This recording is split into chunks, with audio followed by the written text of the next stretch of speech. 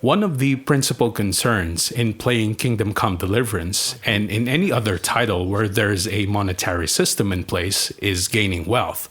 While this game offers multiple ways for us to do that, the only way to ensure that we are maximizing our potential is to be aware of its economy running under the hood.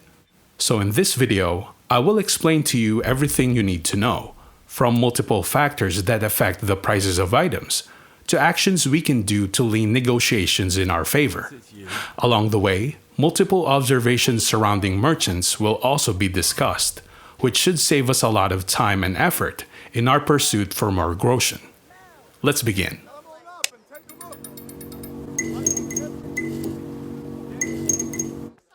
At the heart of our discussion lies the base value.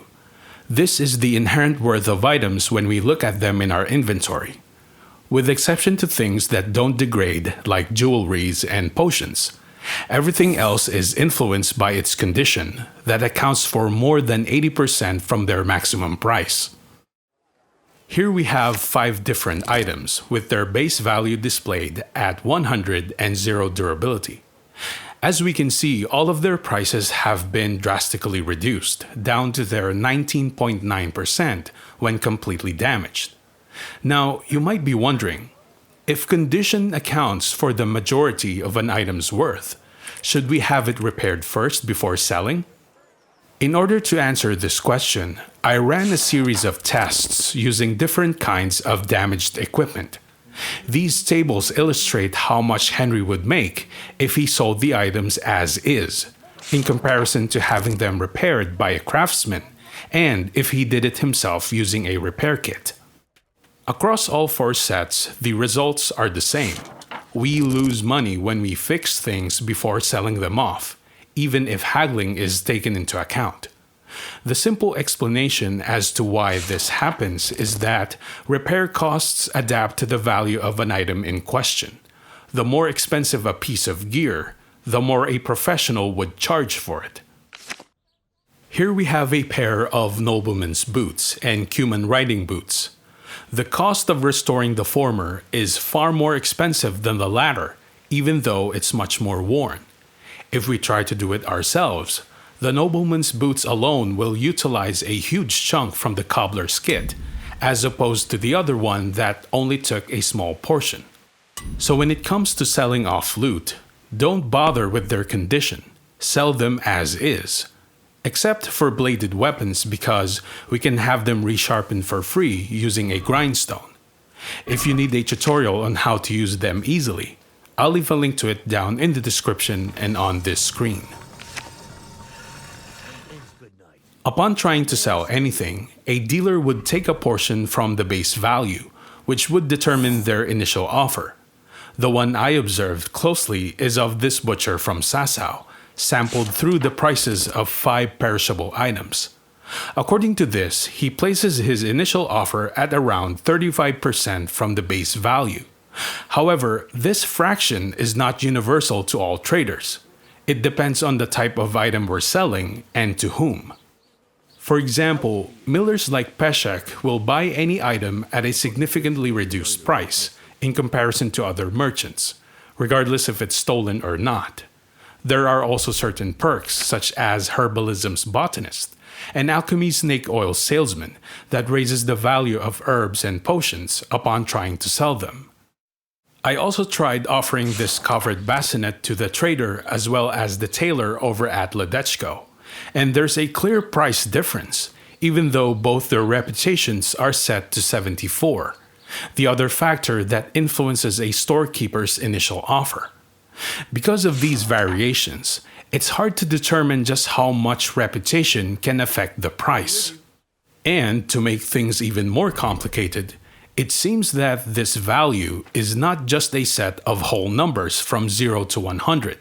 There are also decimal points hidden from view that's affecting the initial offer in small quantities. Staying with the Ledechko tailor as an example, the current price of this black and yellow hood for sale is at 34.3. And when I did something that raises Henry's reputation a bit, that's not enough to nudge this whole number. The item's selling value has decreased by 0.1 regardless. In the face of such uncertainty, the simplest way to handle it is to have several items in our inventory that we know their highest initial offers. That way, we can use those as references, just in case we want to compare prices. This also happens to inform us that if we want to get the best deals from merchants, we'll have to raise our reputation with them. And this is when things get more involved. While researching this topic, I compared old save files with newer ones, and I noticed something strange going on with this fruit seller in Ratai. In the earlier portion of my playthrough, Henry's reputation with her is at 59, but upon checking a more recent save file, it has risen to 72, which is quite odd because I've never bought or sold anything from her up until that point. The only possible explanation for it is that reputation in this game must have a group effect, which might explain why this stat in the player tab is segregated per town and by NPC type, including traders. In order to prove this assumption, I reduced my reputation with other vendors on purpose, and upon checking the next day when stats are updated, Henry's group rep has diminished from 79 to 76. And his repute with the fruit seller has dropped by 2 points. This means that if we want to raise it as much as possible, we'll have to transact with all traders per group. In general, enhancing reputation is a very slow and tedious process, but I think I found a way to speed things up. Here we have the innkeeper of the Broken Wheel Tavern, whose rep of Henry is at 75. If we sell him 100 units of boar meat through the usual means, we can see here that it has only risen marginally. But if we steal all of his groschen first, by finding the chest where he keeps his items, and give away the same quantity of boar meat afterwards, you'll notice that rep has risen by 4 points. What this tells us is that the huge bonus to reputation really comes from the value of items we give away without recompense. So when boosting this stat, it's either we exhaust a merchant's groschen on hand by selling other things first, or find the stash assigned to them and pilfer all of their money before dumping on them everything we want to sell for free. The more expensive they are, the bigger the boost. This is a very useful trick if we find ourselves in a situation where an establishment has already amassed a large wealth, but there are still characters with low rep, such as the alehouse maid of that same tavern. Even though the money she has is shared with the innkeeper, their reputations are not. We have to boost hers individually. Now, I'm not sure if it's possible to raise reputation all the way up to 100 yet, because the merchants who I interact with a lot stopped gaining rep at a much lower threshold. But just in case you only want to know which NPCs would give the best prices for the things we buy and or sell, then those ones who we helped out with side quests are obvious choices. The Sasau Butcher featured earlier is a good example, who will buy the meat we hunt at a good price, because his rep is maxed out. There's also Huntsman Berthold of Ratai, whose reputation of Henry at the time of this recording is 92. Not only are his prices the best in comparison to other shops in town, he will also buy just about anything. Weapons, armor, potions, and even trinkets like goblets if you have some. To maximize the amount of groschen we receive when dealing with him, we'll of course have to haggle. In one of our previous videos, I talked about this topic extensively, but the key takeaway here is that we must have Speech's final offer perk activated, so we can pull Henry's requested price all the way down, and therefore get the best secondary offer possible. It's best to finalize the deal at this point, but there will be instances where we might be able to push things even further, but we need to be careful when doing so. In one experiment, I used the services of this trader from Ujits, using the price of spirits he's selling as our reference. In one scenario, I bought 1 unit of it using the haggling trick and with my speech set at 8. In the other, I replicated the same deal, except I boosted Henry's speech to 14 with the help of a bard potion, as well as the perks Loose Tongue and Silver Tongue. In both instances, the dealer's initial offers were the same, but upon doing the haggling trick, his asking price has dropped by 0.5. On top of that, there's also a noticeable difference in his patience. In the low speech one, he's just about ready to quit, while in the other, there's a bit of wiggle room left.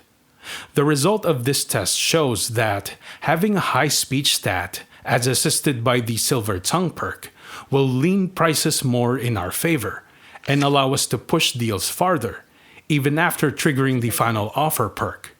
In this case, I was able to do just that, but based from my overall experience, this is not always guaranteed to work, and the consequence of failing negotiations is quite severe.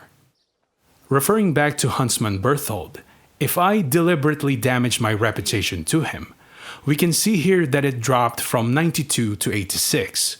And if I try recovering back those lost points by being generous afterwards, Henry is unable to do so. This means that every time reputation drops, the first ones that get chipped away are most likely those gained from side quests. To be on the safe side, I suggest doing the haggling trick I mentioned earlier and accept the secondary offer. I knew we'd come to an arrangement. So to recap what we know so far, the base value of an item is mostly determined by its condition. Upon trying to sell it, a trader would take a percentage from that to establish their initial offer, as influenced by Henry's reputation and by some special perks. From here, he can ask for more through haggling, supported by his speech stat and its relevant perks, which would then determine the merchant's secondary offer. Regardless of the method we choose in making money, the one important thing which needs to happen is that storefronts must have a lot of groschen at hand, so we can sell more things down the line. According to my observation, a merchant's wealth is updated in a day or more after the last transaction, depending on the type of store. The Sasau tailor and butcher, for example, their status are updated the next day, while both the armor and weaponsmith's financials would advance the morning after tomorrow. Buying anything does not advance their groschen beyond the amount we gave them, but their stocks replenish at the same time their wealth is updated. Instead, the surge in their money really comes from the things we sell, and its calculation is 1/2 of an item's base value at 100% durability. It doesn't matter if the gear we sell them are badly damaged, or if we ask for more through haggling. The amount of wealth they'll gain in 1 or 2 days is constant. For example, if I sell 100 units of spoiled boar meat to the other Sasau butcher, which at full freshness is priced at 1,600, half of it is 800. If we add that to his remaining groschen of 120, his wealth the next day should be 920. And sure enough, that's exactly what he got. So as long as we keep selling items to traders, their groschen at hand will keep piling up, while any item given away for free will also add to that, along with a boost to reputation that should benefit us in the long run. And now that you're aware of all these things, earning more groschen should be a lot easier.